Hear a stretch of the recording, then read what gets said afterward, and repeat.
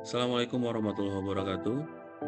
Perkenalkan, nama saya Ahmad Kamal dengan NIM 0528985885, Prodi Teknologi Pendidikan UPBJJ Serang.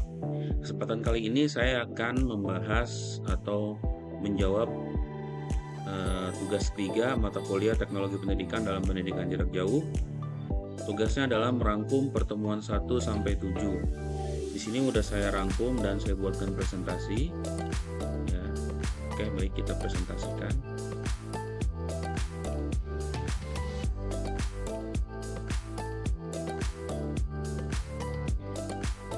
Selanjutnya, daftar isinya nih ada konsep dasar teknologi pendidikan, konsep dasar dan ciri pokok pendidikan jarak jauh, variasi praktik penting dalam pendidikan jarak jauh, fungsi teknologi pendidikan dalam pendidikan jarak jauh, bahan pembelajaran dan desain pembelajaran pendidikan jarak jauh. Kita bahas yang pertama dulu. Ini konsep dasar teknologi pendidikan. Di sini dibahas adalah sejarah singkat dan perkembangan media. Sejarah singkatnya ini praktisi pendidikan berupaya membuat pembelajaran lebih efektif dan efisien, yang kemudian memuncak pada pembentukan bidang studi teknologi pendidikan. Selanjutnya yang dibahas adalah pada awal 1900-an, kegiatan pembelajaran terbatas pada media cetak, audio, dan audio visual.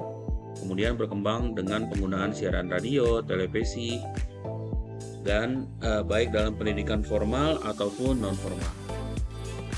Selanjutnya tahun 1960-an ini ditandai dengan munculnya teaching machine berbasis psikologi behaviorisme yang populer dalam pelatihan militer dan industri. Muncul lagi pada tahun 1970-an konsep desain sistem instruksional atau sering disebut dengan Instructional System Design (ISD), berbasis sistem thinking, psikologi, dan kognitivisme dan konstruktivisme. Selanjutnya definisi teknologi kan berdasarkan tahun ya. 1963 definisi teknologi pendidikan adalah desain dan penggunaan pesan yang dimaksudkan untuk mengendalikan proses belajar. Sedangkan tahun 1994 teknologi pendidikan adalah teori dan praktik tentang desain, pengembangan, penggunaan, manajemen, dan evaluasi terhadap proses dan sumber daya untuk belajar.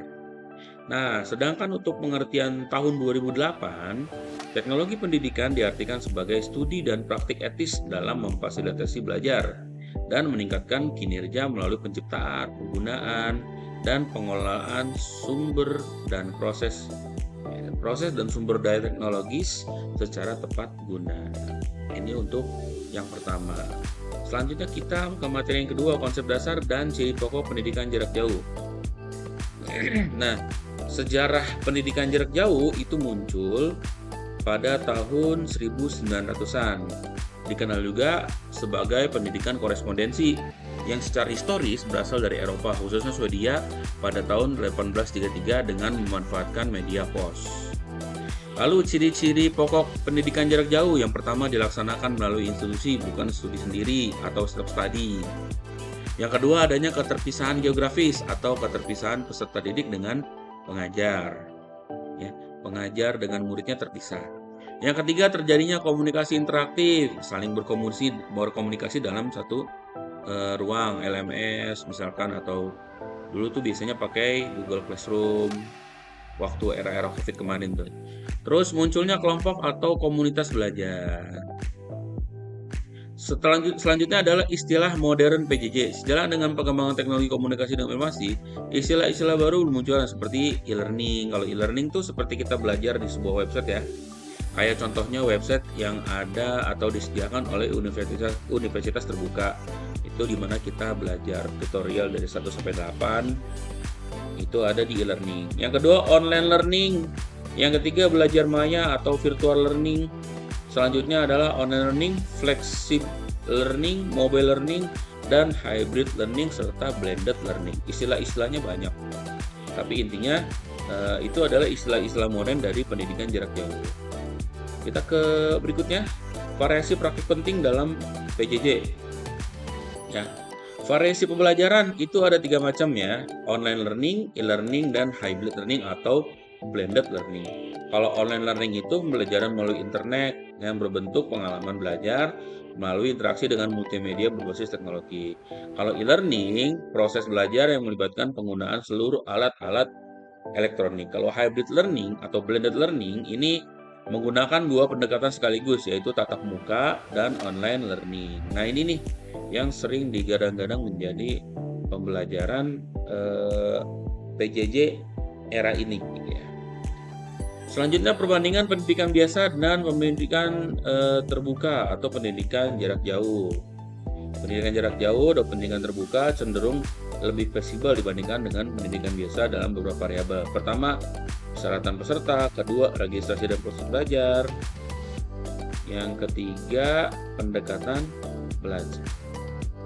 Selanjutnya, fungsi teknologi pendidikan dalam pendidikan jarak jauh. Ya, fungsi teknologi pendidikan. Pertama, fungsi pendekatan sistem. Yang kedua, penerapan sistem. Yang ketiga, tingkat teknologi pendidikan. Ini tingkatnya ada dua ya, ada makro, ada mikro. Selanjutnya adalah pendidikan jarak jauh dan revolusi industri 4.0. Revolusi industri 4.0 mengembangkan sistem peluncuran PJJ khususnya untuk mencapai tujuan-tujuan yang bersifat kognitif, sedangkan tujuan afektif dan keterampilan kerja masih memerlukan kehadiran pengajar secara tatap muka. Selanjutnya adalah bahan pembelajaran dan desain pembelajaran PJJ. Ini ya, bahan desainnya, bahan pembelajaran tidak hanya bersifat materi seperti buku teks biasa, tapi juga mengandung langkah-langkah kegiatan interaksi pembelajaran yang perlu dilakukan peserta didik. Nah, desain pembelajaran dikembangkan mengikuti langkah-langkah desain pembelajaran yang menghasilkan sistem pembelajaran. Komponen sistem pembelajaran ini dari tiga.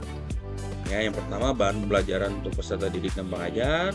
Kedua, panduan pembelajaran untuk peserta didik berisi petunjuk kegiatan belajar.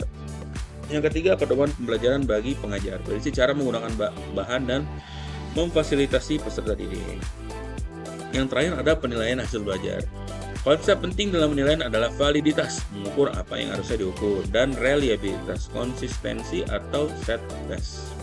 Alat penilaian dapat berbentuk tes objektif, pilihan ganda, esai, jawaban pendek, tes karangan, checklist untuk kerja, dan skala sikap.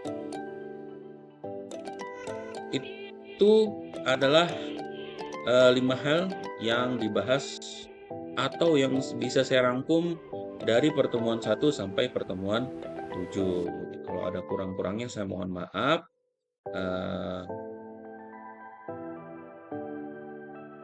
Terima kasih buat teman-teman yang udah mendengarkan.